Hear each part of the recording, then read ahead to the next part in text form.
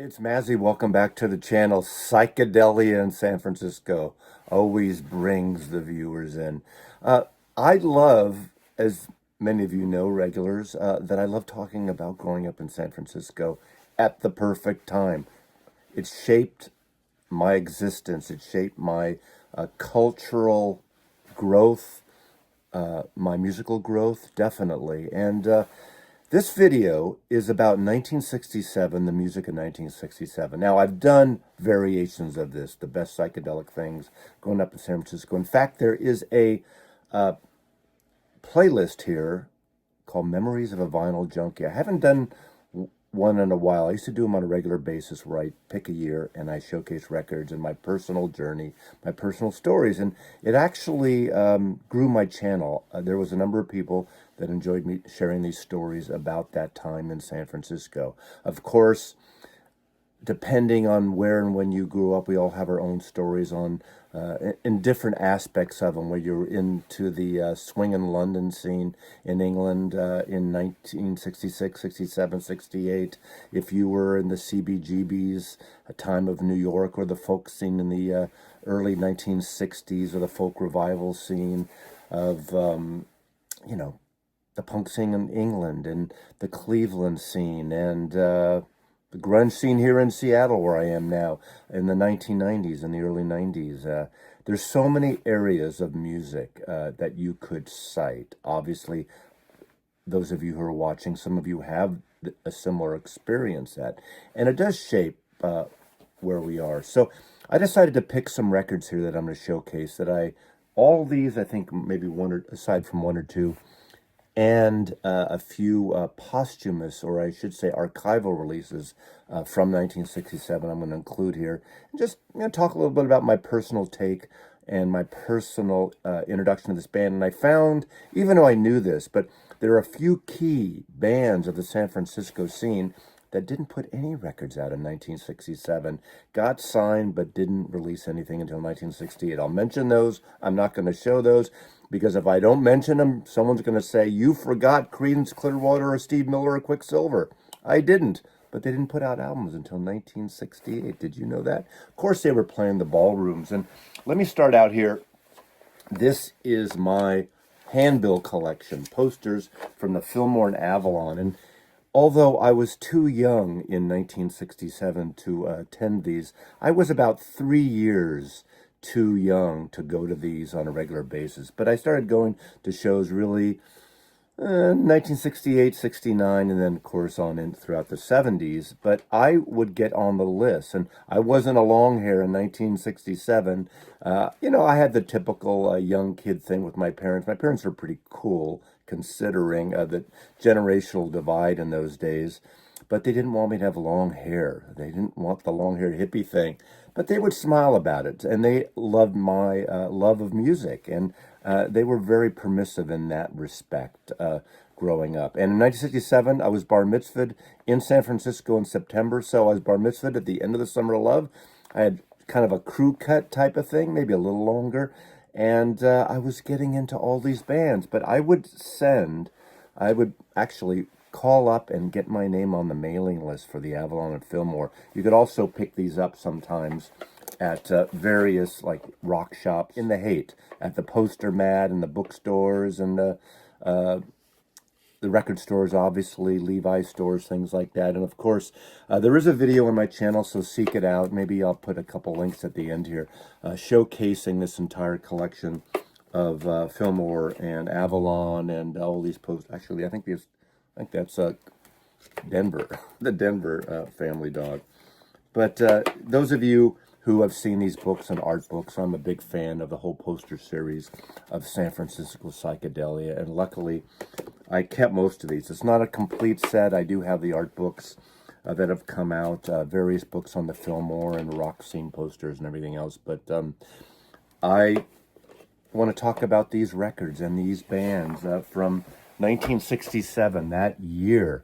Now, we all didn't look like hippies in 1967 in San Francisco. San Francisco is a very bohemian type city, and it had been going back to the 1940s and 50s with the literary scene, the beatnik scene, obviously City Lights books with Lawrence Ferlinghetti, Jack Kerouac coming through here, and a ton of things. Allen Ginsberg with City Lights books as well, and the Howl, Lenny Bruce, and that whole scene. Of course, before my time, but I would hear things about it. And remember, I think it was 1968, The New Rock. I think that was the cover of Life magazine. And of all the bands that they included in that photo spread, the cover image was the Jefferson Airplane.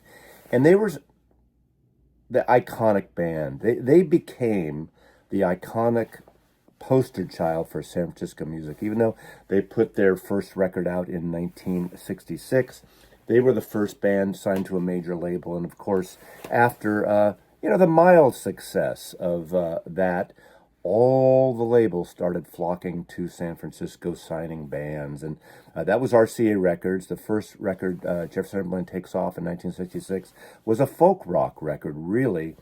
Cover of Chet Power's Get Together, the song actually written by Dino Valenti, who would be on in Quicksilver, then went to prison for a little while for drugs, came back and kind of ruined the sound. Although Dino Valenti did a fantastic folk record on Epic Records that I adore. I wish he'd stayed as a folk singer, not rejoining Quicksilver. But another day, I can't even talk about Quicksilver here because they had put no records out in 1967. But with those posters, they were all over the shows. Again, the staples in those days were the Jefferson Airplane, Mother Earth, Quicksilver Messenger Service, Creedence Clearwater Revival, The Grateful Dead, Big Brother and the Holding Company. Chocolate Watch Band would come up and play from San Jose. So I'm including some bands here from the East Bay, from the South Bay. The only omission I have, I realize I do not have the very first Sly and the Family Stone record. That was the only record that they released in 1967. I do have some things that he worked on. Well, he produced the Bold Rumls, Laugh Laugh, the first album, but that was even earlier in 1964. So it was just a fruitful, I'm going to make a new word up, a fruitful period in music and culture. And I've said here before, I was born on the tip of the Haight Ashbury on Stanley and Fulton, St. Mary's Hospital. If you ever go there now, around the corner from 2400 Fulton Street, that became the Jefferson Airplane House, the Jefferson Airplane Mansion. Go to it. They don't own it anymore. It used to be painted black when the airplane owned it. Faces Golden Gate Park, and I was born right on the tip there of the Haight Ashbury, looking over Golden Gate Park. And I feel so fortunate growing up in this sort of liberal court culture, and you had all these young people flocking to the Haight Ashbury. And it did get kind of wild and unruly eventually. But in 1967, I remember my friend Larry, who was the drummer in the band that we started, his parents would, like, almost every other Sunday, we'd go to the Golden Gate Park and we'd kind of camp out or have just a day at the park near what we call Hippie Hill, right off of Stanley Street near Haight. If you've been to Amoeba, it's really right there. And Larry and I would walk down at 12, 13 years old alone. His parents, with my kid at 12, I would never have let him do that. And people were, offering you drugs and stuff. You'd smell pot and patchouli oil, and you have the poster shop. You'd have the print mint, that's what it was called. You'd have the psychedelic shop. You'd have the old mom and pop stores mixed in with the psychedelic. The old Haight Street Theater was changed the name to the Straight Theater, and it was amazing. You'd have people, cars would be bumper to bumper once 67 hit, because it got in all the press, and all the tourists would come to gawk at the hippies, and they would walk around to each car selling copies of the Oracle, which was the underground newspaper, the Berkeley Barb, and it was kind of a really cool place. And Larry and I would walk down almost every other week those streets and check it out. So let's talk about the records. Of course, probably the most I don't know about importance, but became, again, the poster child of the San Francisco music scene in 1967. I believe it came out in February or March, was Surrealistic Pillow. And this is the one that topped the charts. Obviously, the first album of the band that Grace Slick joined after Signe Anderson had left to, I guess she got pregnant and left San Francisco, moved to Northern California. But this is a great band. Great cover photograph by Herbie Green, who we just lost in the last year.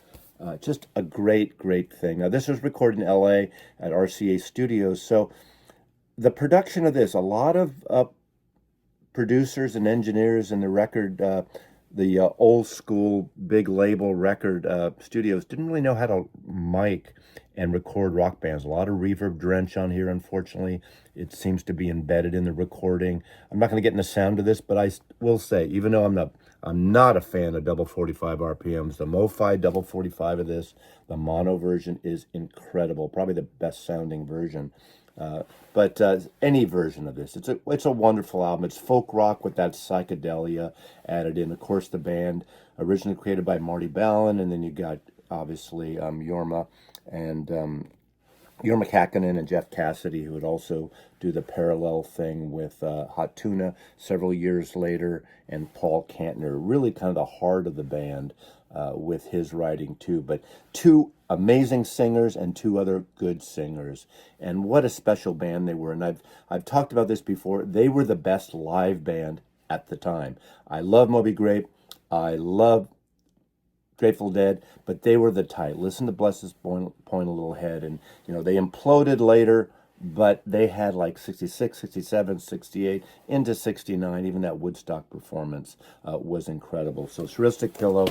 And then later that same year, 2 records in a year, they did something completely different with Afterbathing at Baxter. Psychedelic, disjointed, but this has become a cult classic and a favorite of a lot of people into psychedelia. Obviously, their most psychedelic album.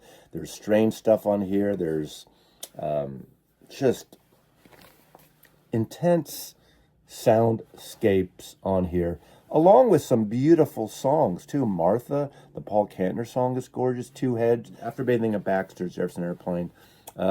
Some say it's disjointed and some people can't handle it today, but a lot of people cite this as their favorite as well. That came out, I think, in November of 1967. So what, 6, 7 months, 8 months later, another album. Now, this obviously is, quote, posthumous. This is an archival release from the Monterey International Pop Festival. It happened. Now, that is about a 2-hour, give or take, drive south from San Francisco. The Monterey Pop Festival, put together by John Phillips and Lou Adler to celebrate the West Coast sounds. And a lot of San Francisco bands were there. The bands that came from England, the Jimi Hendrix Experience, The Who, Ravi Shankar was there. Brian Jones was walking amongst the crowd. I'll get into that a little bit later in this video because I want to concentrate on the American bands, on the Bay Area bands here.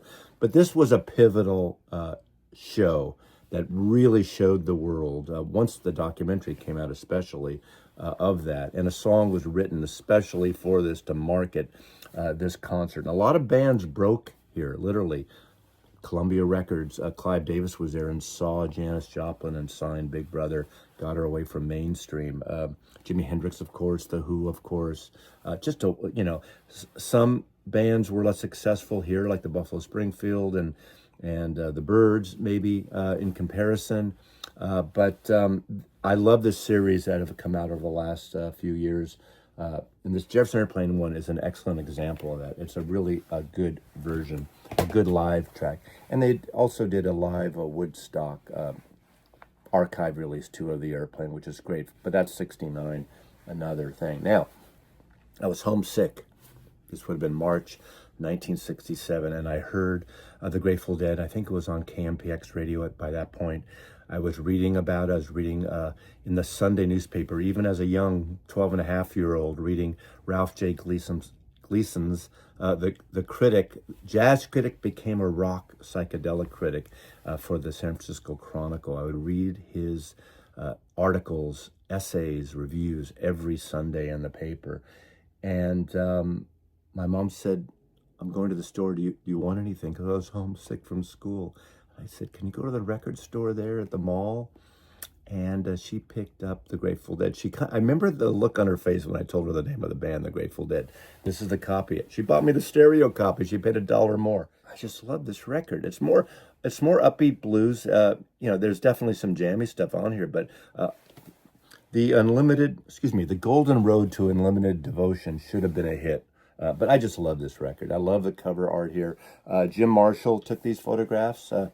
There's going to be a little thing on Jim Marshall and Grateful Dead in the next week or so coming here on this channel because of the new book of thousands of Grateful Dead celebrating the 60th anniversary of Grateful Dead. Now, of course, Big Brother and the Holding Company. All the labels were coming here. Mainstream, I had never heard of Mainstream. I was just getting to know the record companies, like from obviously the Beatles with Capitol and Part of the Raiders with Columbia, and I would take note of the labels. I think Mainstream, when this came out, I had never heard that label, and looking back on it, I wonder why, a small label got them initially. And I bought this record, and I loved it. And our band, my garage band, the Silencers at the time we were called, then we became the Overnight Flight, not to be confused with the Silencers of the 1980s band called the Silencers. We were first because of that Matt Helm, Dean Martin movie. But we did a couple of songs on here. We did Light is Faster Than Sound, which is on here, a Peter Allen song. We did Blind Man, written by the entire group, and we did Caterpillar. I just love this record. I think it's a great record. And of course, as I just said, after this, Clive Davis sees Janis Joplin, signs the band, and puts out Cheap Thrills in 1968. Here is another example of that live Monterey concert. This is, again, an archival release from that series of Big Brother and Holding Company from the Monterey Pop Festival in 1967.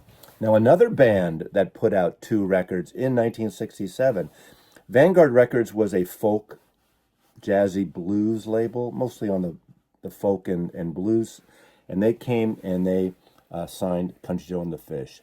I still think this is the most psychedelic of all the albums this year. Maybe Afterbathing at Baxter's would be a close second.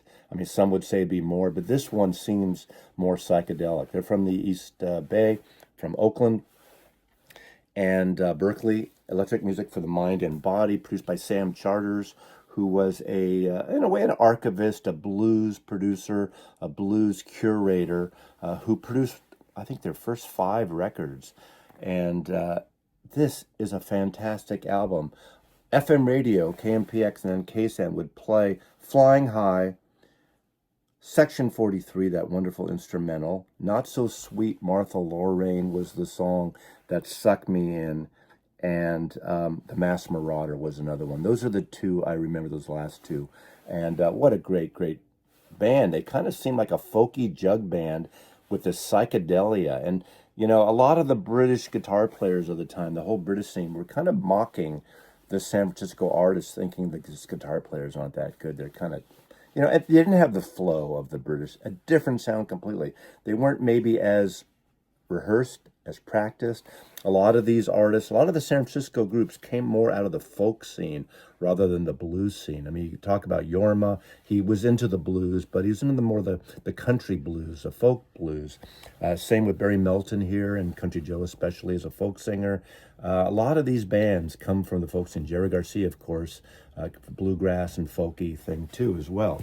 So Country on the Fish, that came out early in the year. 6 months later, I feel like I'm fixing to die. Now, I remember getting this and opening up the Fish game, cutting my original copy out, playing the game with my buddies all the time.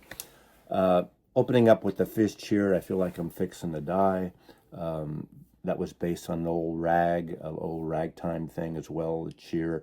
And that became obviously iconic because of Joe McDonald's opening at Woodstock when he spells out, give me an F-U-C-K here. Now on here he says F-I-C-H. It's about the Fish Cheer. This is a beautiful record. I love this record. Sometimes this is my favorite of their albums, even though the first one's more psychedelic. I love the songwriting in this album. Janis, the opening side 2, obviously written about Janis Joplin. Country Joe was dating her, was hooked up with her at the time. Pat's song, Who Am I? His beautiful voice. I'd say Country Joe had one of the most beautiful voices, aside from the Airplanes, Marty and Grace, of all the San Francisco bands.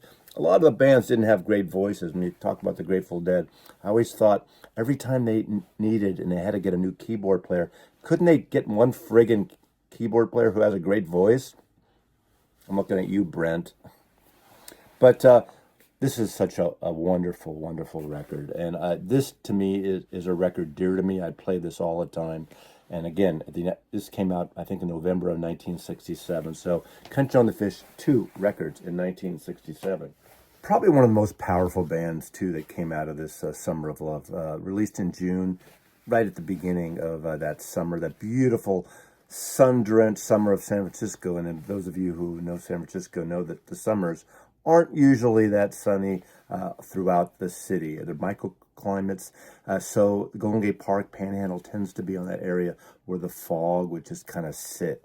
And you go over Twin Peaks, go down Market Street, go down into the Mission and the Castro, and you'd get literally 15 to 20 degree warmer weather and sunshine. But that summer, it seemed to be the perfect summer. And one of the bands that exploded out in terms of the tightness, 3 guitar players and a bass player, and that's Moby Grape, the debut album produced by David Rubinson. I've talked about them a lot lately with this great photograph of Jim Marshall. Jim Marshall seemingly photographed every single band in San Francisco and around San Francisco, the Bay Area at the time. A wonderful photographer, and you should seek out his multiple books on the city and the bands and the music scene. But this is a wonderful record on Columbia Records. Is this the first of the Columbia? San Francisco Saints, Santana would be later. It's a Beautiful Day would be later on Columbia.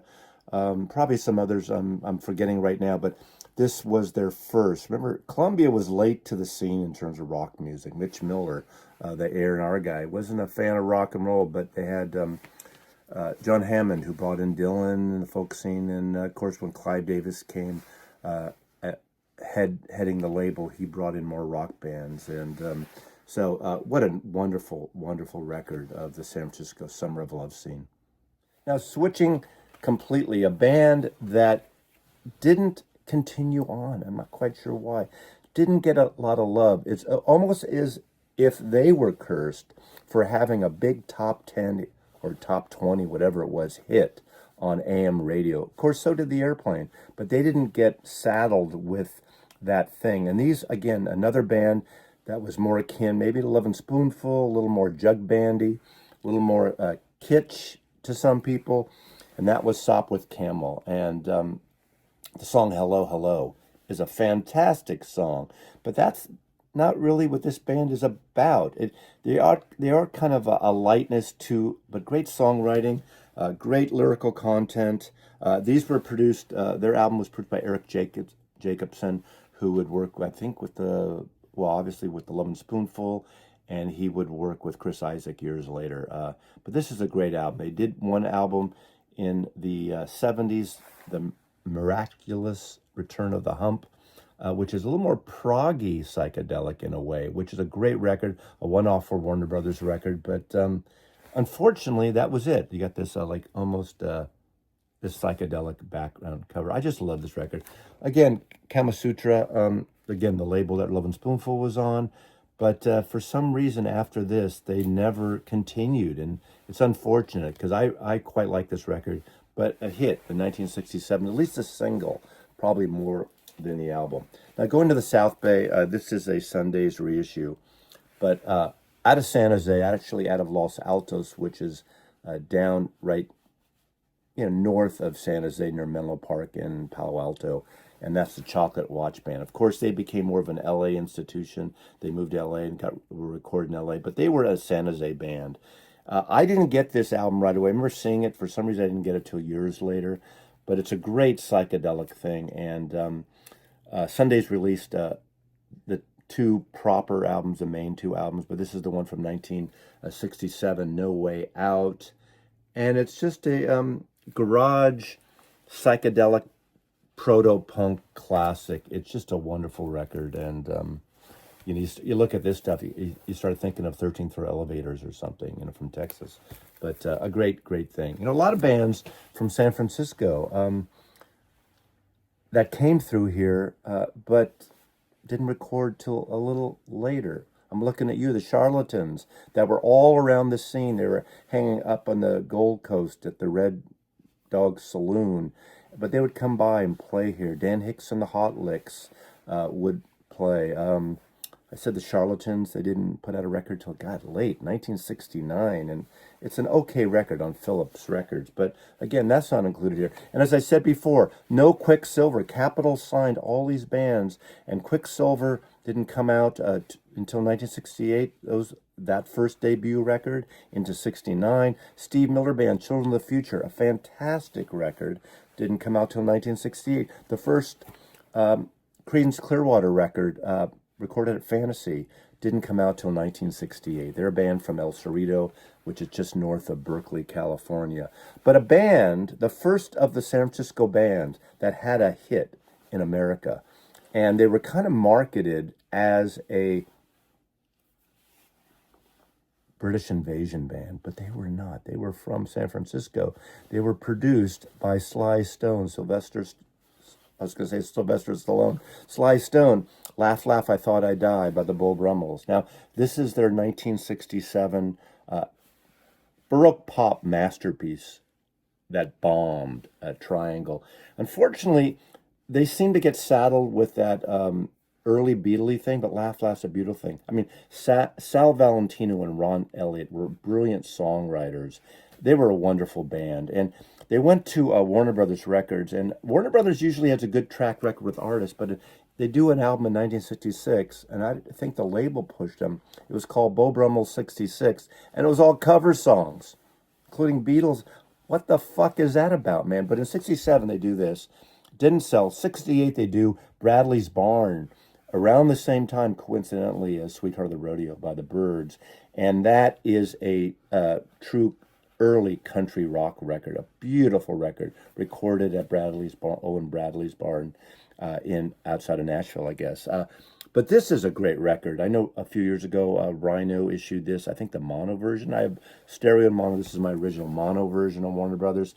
But for some reason, they lost momentum. They didn't get in. There was no maybe single type thing.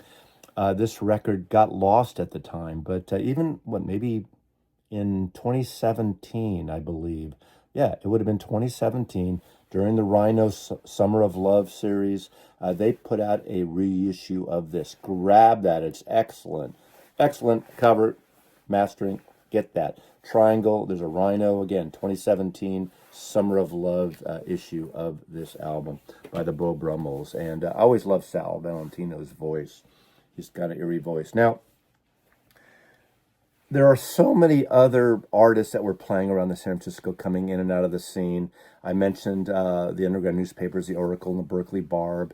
I mentioned walking down Haight Street. Again, I was bar mitzvahed in 1967 in September in San Francisco.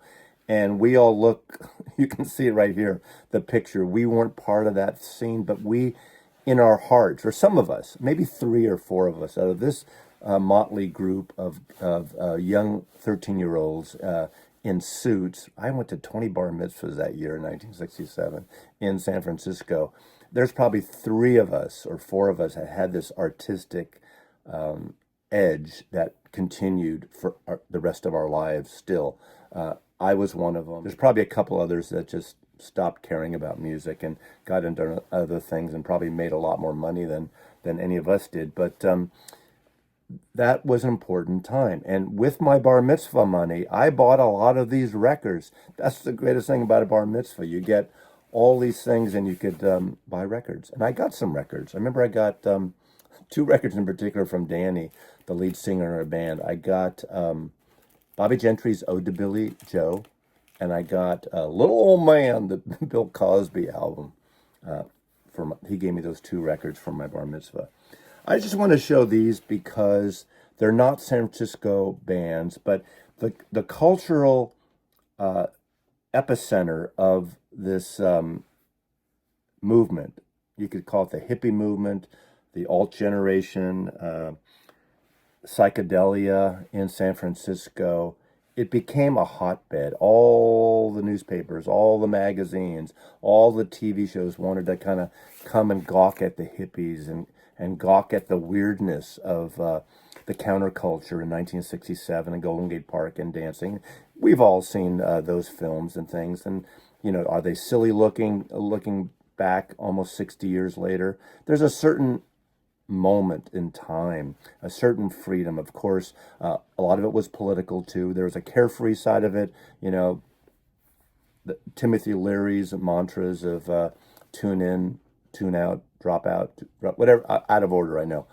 Take an LSD, the whole Trips Festival, the acid test that happened with Ken Kesey at Longshoremen's Hall and the Panhandle, and, all these things that happened. And I've said this countless times on my channel. I was fortunate enough to be able to ride my bicycle in the Golden Gate Park, into the Panhandle, and seeing a lot of these bands. I was too young to go to the ballrooms, but I would see the Grateful Dead and Janis Joplin and Quicksilver and the Jefferson Airplane at the Polo Fields. That would be 68, 69. I was over next to the Straight Theater on Haight Street, and at the gatefold. If you look at that Jim Marshall photograph of the Grateful Dead playing at Haight Street, the last time they could play on Haight Street, I was at that show in my little bicycle off to the side. I can never find myself in that photograph, the infamous photograph on the gatefold of Live Dead. I didn't live in that neighborhood, but I was born in that neighborhood, and I spent a lot of time in the Haight growing up. So I'm going to close out now with 3 albums that are about this time and place, but not by artists in this time, but artists that came through. Scott McKenzie. Now, you all know San Francisco. Be sure to wear some flowers in your hair. Written by John Phillips of the Mamas and Papas, really to promote the Monterey Pop Festival. It was released before the festival. He sings it at the festival. So us San Franciscans could also maybe turn to John Phillips as someone who promoted this whole Summer of Love thing. It was a marketing thing. The people that were there, a lot of people would say really 66 was the best time, and then once 67 kicked in and beyond, the harder drugs came in, not the psychedelics and the and pot, but the harder drugs, and it became a dirtier scene in a way.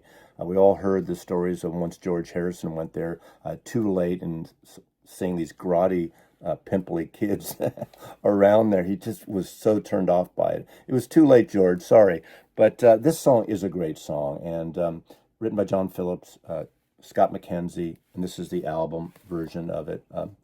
Looks like a cult member right there, doesn't he? But the album itself is okay, kind of folk rock, definitely. And 2 more. Someone who was very much influenced by this whole psychedelic scene was Eric Burton of Eric Burton and the Animals. And of course, at Monterey, he basically wrote songs about this, 2 in particular. One on this record is San Francisco Nights. Now, apparently he didn't spend a lot of time in San Francisco, because he talks about a warm San Francisco night. That's like few and far between, but it's still a beautiful, beautiful song. I could probably do without the dragnet introduction type, but the acoustic guitar, the old cop, young cop, feel all right on a warm San Francisco night. Strobe lights beam, creates scene. Anyway, what a great song, and that's on this album. Eric Burton and the Animals, Winds of Change. This is a good album. This is the new Animals. This is basically him and the new group he brings on. These couple of records he put out in 1967, and also this one too, because of the song Monterey. Great reflection of that concert. Obviously, he lists all the names from Hugh Masekela to The Who to Jimi Hendrix Baby to Prince Jones, about Brian Jones there walking amongst the crowd. The birds in the airplane would fly. So I think Eric Burton is somewhat of an important storyteller in this whole world of San Francisco and the Bay Area in 1967, the Monterey Pop Festival, the Haight Ashbury, San Francisco. And of course, later he would bring on the East LA band War as his backup band. And, they took it further when they went on their own. But you got to give this great singer, this great blue-eyed soul singer, some credit for that in the psychedelic area. So that is my 1967, growing up in San Francisco. Right place, right time, man. It molded everything that you see here, good or bad. But for me, I feel it's a net positive, definitely. Thanks for watching. Mazzy loves you.